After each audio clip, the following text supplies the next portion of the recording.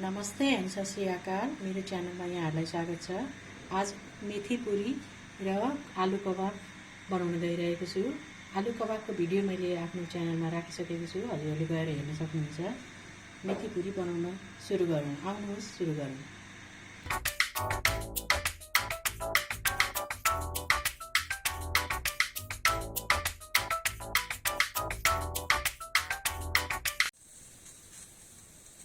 मेथी परोटा बनाउनको लागि मैले यहाँ मेथी 150 ग्राम लिएर राखेको छु। यसलाई पहिला राम्रोसँग केलाएर 3-4 पानी धोएर मसिनो गरी काटेर लिएको छु। यहाँ पिठो लिएको छु। पिठोमा केही पनि अरू मिसाउनु पर्दैन। 1 चम्मच आधा चम्मच जति नुन र अलिकति ज्वानो मिसाइदिएर यसलाई हामीले मेथी मिसाएर मोल्ने। आधा चम्मच नुन,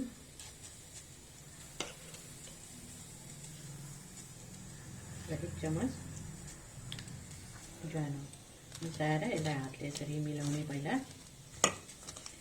र अघि काटेर लिएको मेथीलाई पनि हामीले यसमा मिलाएर राम्रोसँग मिलाएर थोरै पानी हालेर पिठो मुस्ने पहिला।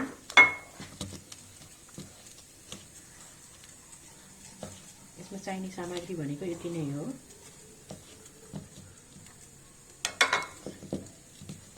यसलाई थोरै पानी हाल्दै मुस्दै जाँदै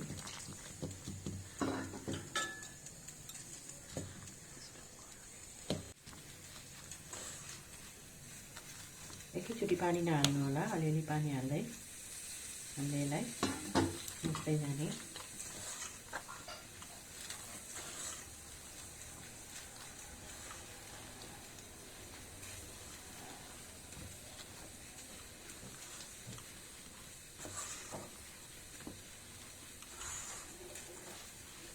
यो पिठो र मैले धेरै लिएको छु। हजुरहरूले आफ्नो परिवार अनुसारले कम र धेरै लिन सक्नुहुन्छ।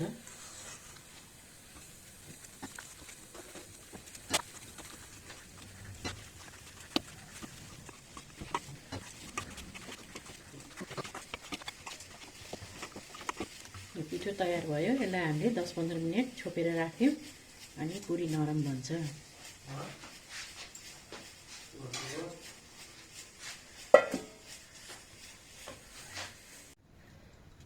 मेथी पुरी बनाउनको लागि तयार भयो। यसमा हामीले सानो सानो लोई बनाएर राख्ने पहिला।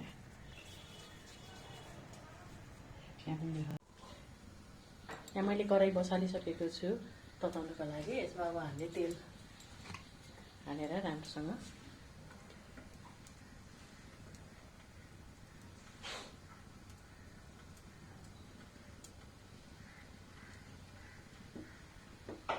तेललाई हामीले राम्रोसँग तताउनुपर्छ।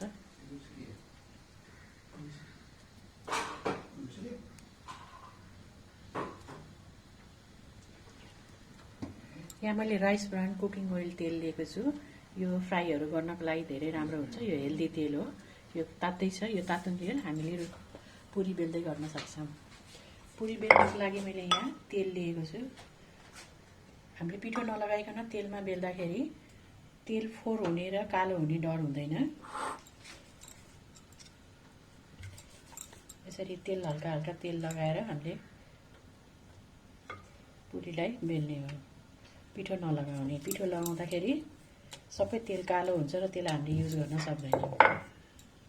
यसरी पहिला 2-4वटा बेलेर राखौँ। तेल तात्दैछ त्यतिखेरसम्म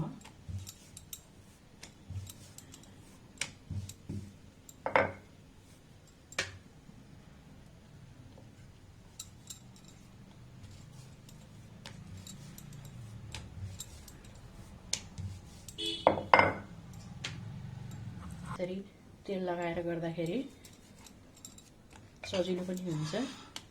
हामीले त्यो तेल फ्राई गरेको तेल युज गर्न पनि सक्छौँ। भयो। अब यो तेल तात्यो कि तातेन चेक गरौँ। सानो यो हालेर तेल हाम्रो तातिसकेछ। अब हामीले पुरी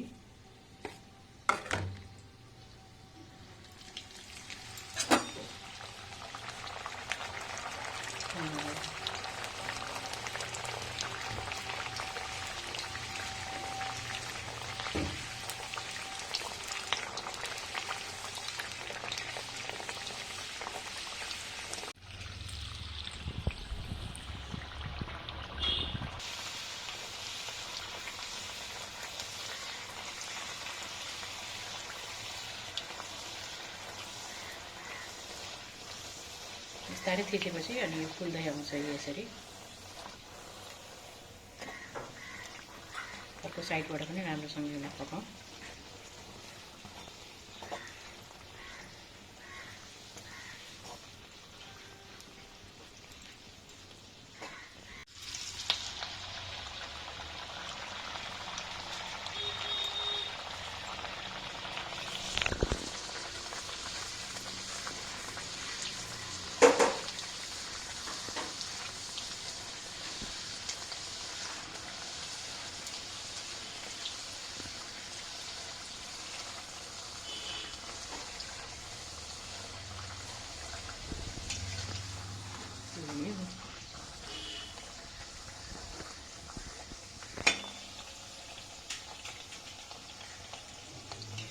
हामीले तेल राम्रोसँग तर्काएर निकाल्नुपर्छ।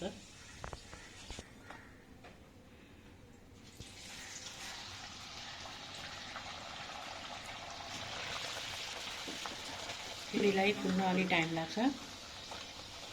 अर्को सादा पुरी भएको भए राम्रोसँग फुल्थ्यो।